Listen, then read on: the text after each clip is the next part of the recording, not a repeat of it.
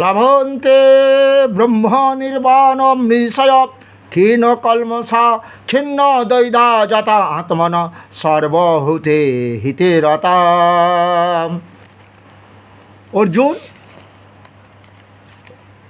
ব্রহ্ম তো আমি, ব্রহ্ম নহি প্রতিষ্ঠা মৃত সব্যাস শাশ্বত ধর্ম সুখসৈকান্তিক। আমি ব্রহ্মের প্রতিষ্ঠিতা। হ্যাঁ, তাহলে আমি যদি ব্রহ্ম হই, লভন্তে ব্রহ্ম আমাকে লাভ করার পর, আমার গীতা জ্ঞান লাভ করার পর এই দেহ থেকে কাম ক্রোধ লোভ দূরীভূত হয়ে যায়, পাপ দূর হয়ে যায়। তাই সে অর্জুন, হে দেহটা শুদ্ধ দেহ, তাহলে কি হয়, সমস্ত জীবের মধ্যে যে আমি কৃষ্ণ আত্মারূপে রয়েছি, ওই যে তোমারে বললাম, কি বললাম, বললাম যে সর্বস্ব চাহং হৃদি সন্নিবিষ্ট স্মৃতি জ্ঞানমপহঞ্চ বেদৈশ্য সর্বরহমেব বেদ্য বেদান্ত কৃত বেদে বিদেবচ।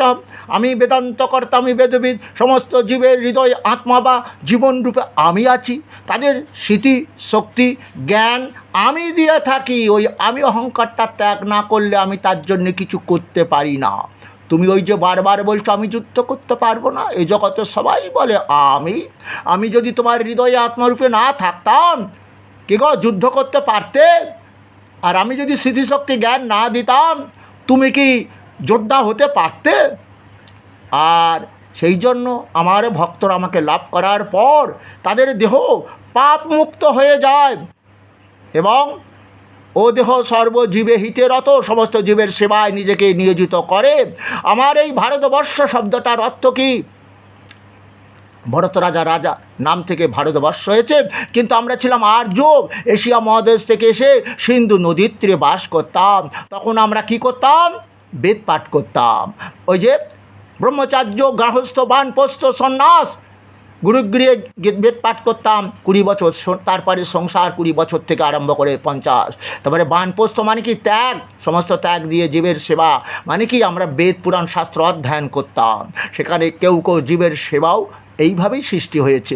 মন যখন আমাদের সমস্ত বুঝতে পেরে যায় যে আমাকে কিছু করতে হবে, কারণ আমার স্বামীজি যে বলেছিল না যে বহুরূপে সম্মুখে তোমাচারী কোথায় খুঁজিছে ঈশ্বর, জীবের প্রেম করে যেই জন সেই জন সেবেছে ঈশ্বর।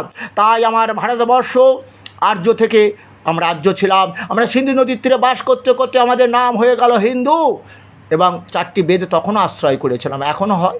ঋগ্বেদ, যজুর্বেদ, বিভিন্ন দেবদেবীর পূজা হয়, ওই মন্ত্র আছে তাতে। বাবা মা মারা গেলে আত্মার শান্তির জন্য শ্রাদ্ধ শান্তি করা হয়, শ্রদ্ধার অর্ঘ্য দিয়ে ভগবান বিষ্ণু দেবতার পুজো করা হয়। তো তাহলে কি হলো, এই ভারতবর্ষে আজকে আমরা ছিলাম 33 কোটি, কি করে 144 কোটি হলো? এই দেখো, শোনাচ্ছ কি?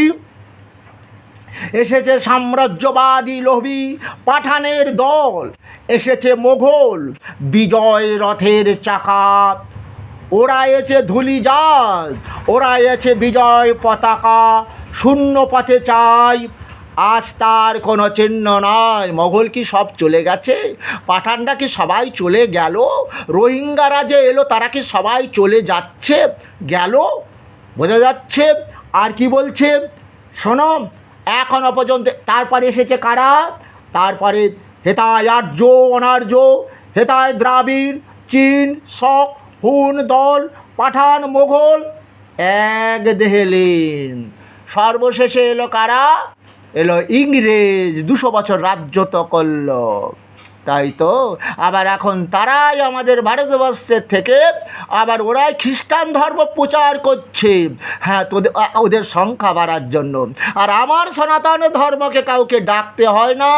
124টা দেশ ভারতবর্ষে এসে এই শাশ্বত সনাতন ধর্মকে আশ্রয় করে তারা মন্দির করছে সেই ভগবান কৃষ্ণের। আর ওয়েস্ট বেঙ্গলে মরা বাড়িতে গীতা পাঠ হয়, গীতাশ্রয় করছে, গীতার কলেজ করছে তারা আমাদের শেখার জন্য ভারতবাসীকে।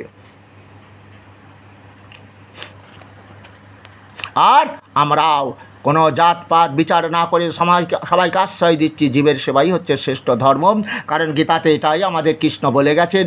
আর আমরা গীতা আশ্রয় করে ওই জন্য একজন কে রাষ্ট্রপতি, প্রধানমন্ত্রী, ওনারা এই গীতা হাতে নিয়ে শপথ বাক্য করেছেন, এই গীতার বাণীগুলোই তারা মেনে চলছেন।